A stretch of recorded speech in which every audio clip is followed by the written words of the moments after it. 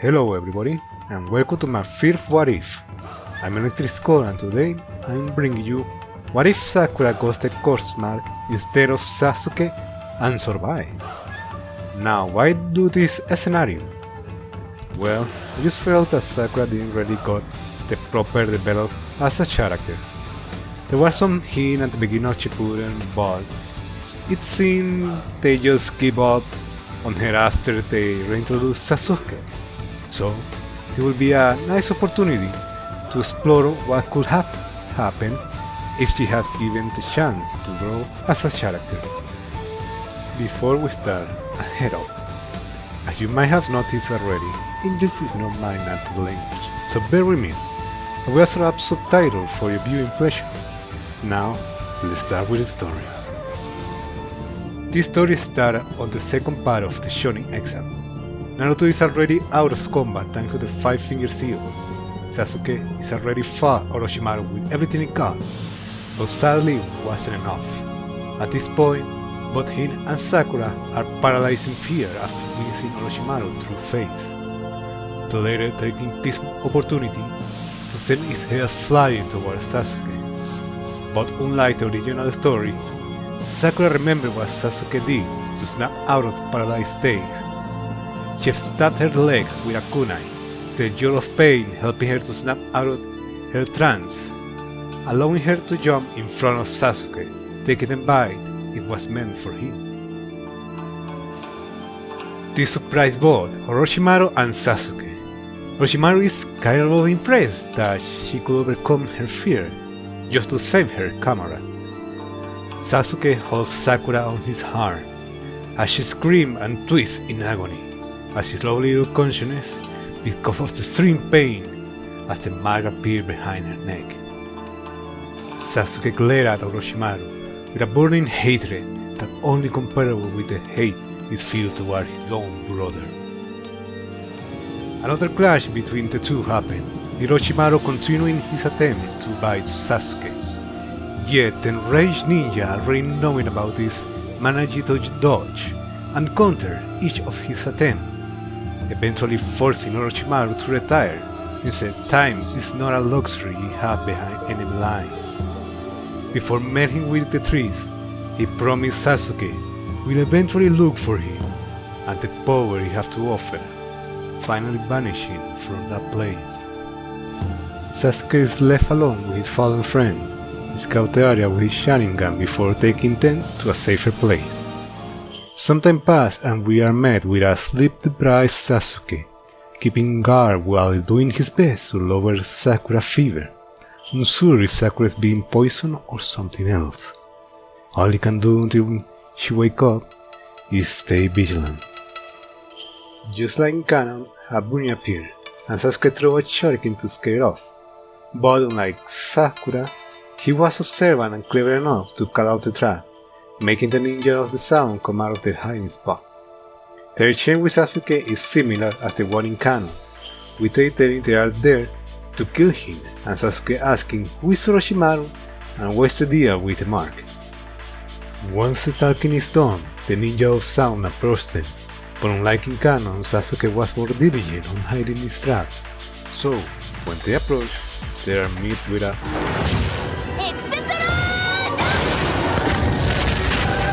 sent them flying into the air. Sasuke quickly cut a rope that sent a giant log toward them. When those two break the log apart,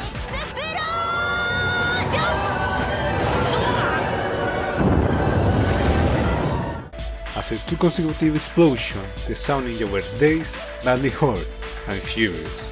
They focused their attention back to the tree where Sasuke was hiding. You can notice he's not there anymore. Sasuke tried to get behind him to finish them off, but he accidentally stepped on a stick, alerting them. He launched his fireball while Saku blocked the incoming attack with his hair blast. The clash of their attacks sent them flying back. Sasuke struggled to get back on his feet. Exhausted, he took the worst part of the exchange.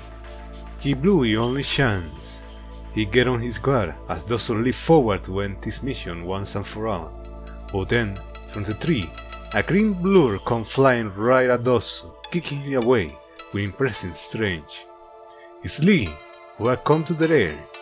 Like in canon, he figured out something was happening because of the explosive squirrel, and once he discovered that Sakura and her team were in danger, he jumped into action, with Sasuke too worn out to hide his relief. The same exchange like in canon happened with Lee eventually using the Lotus on Dosu, but when Sakura was about to soften the ground, Sasuke interrupted him with a fireball, forcing Sakura to split his effort between softening the ground and blocking the incoming attack, which means Dosu actually do take half of the damage. This added to the explosion from early, leaving him badly hurt. This allowed the exhausted Lee to defend himself somehow better than the original story. Sadly, Dosu still have the upper hand with his Sound technique.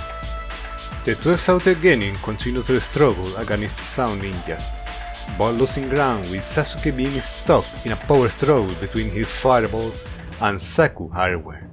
At that moment, out of the tree, a green rolling ball come dashing towards Sakura, knocking him away from Sasuke.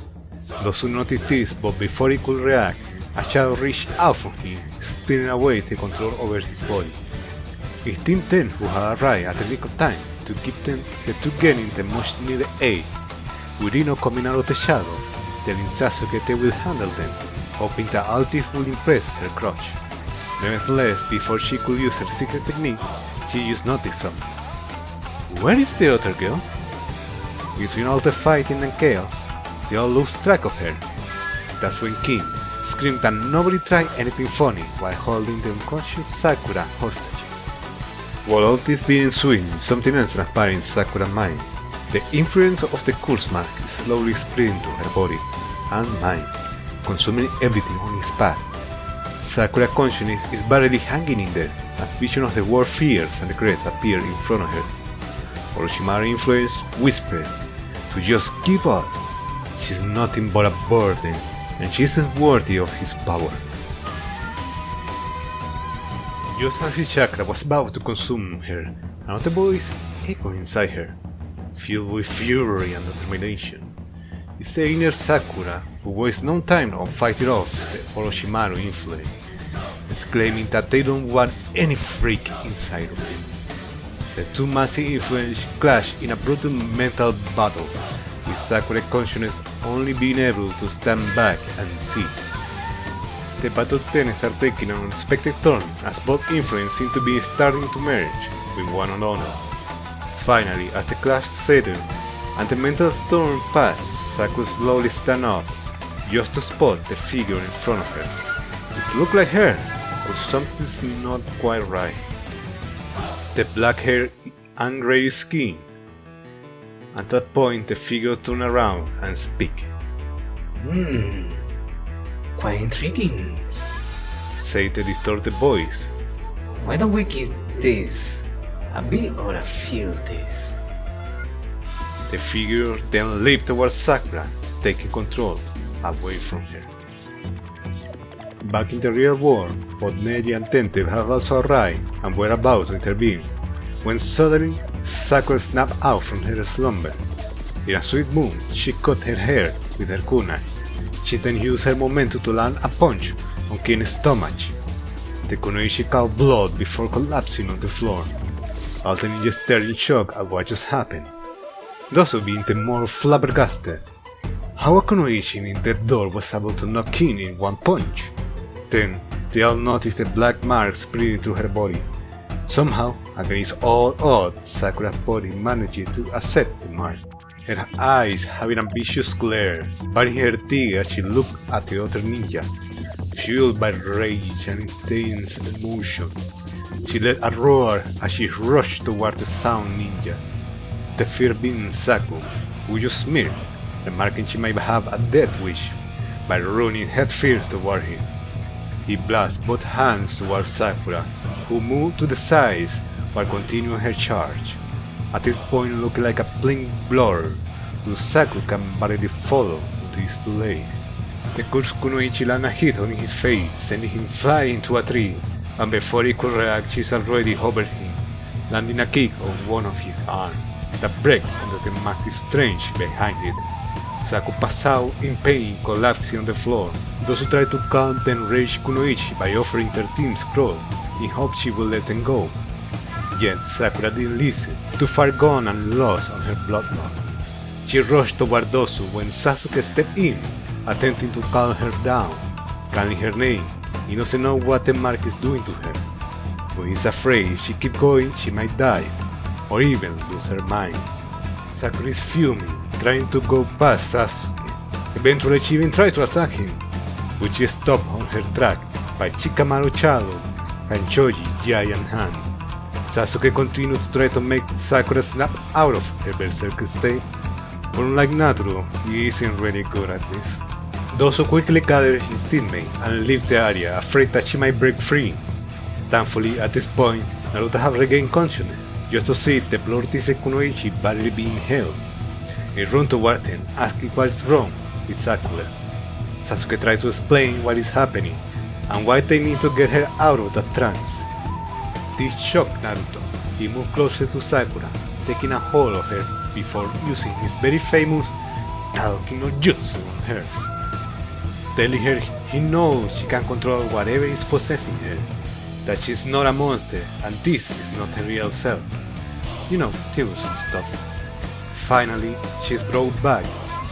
As Sakura starts to regain control, her face slowly changed from rage to horror, realizing how she lost herself, the man shrinking as she collapsed on her knees, holding her face, crying in fear of what just happened.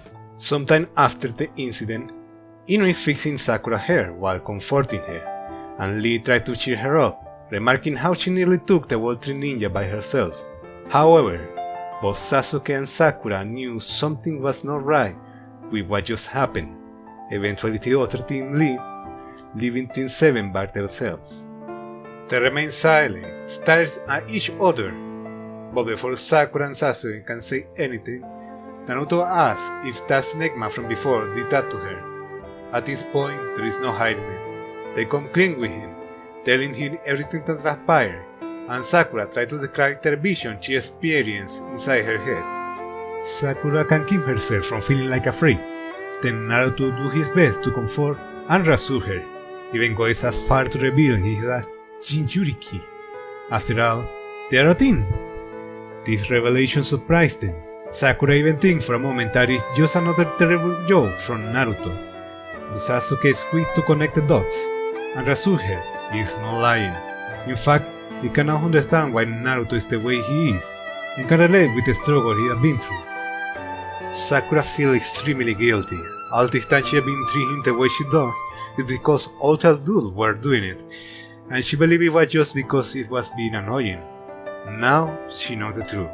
She feels awful and apologized to Naruto profusely, but he just smiled and they heard no sweat. After all, they are a team, and they should support each other to grow stronger. The other getting nod in a silent agreement. Once they are done talking, they stand up to look for a safe place where they can rest, recover, and make a plan to get the last crow they need. And with that, we finish the first part of my first What If. I hope you guys have enjoyed it. If you have any suggestion or idea for the future of this story, or recommend other What If, feel free to leave it down in the comment section. And remember to leave a like if you enjoyed it and subscribe if you want to see more content from me. This has been Electric Skull, and see you guys next time.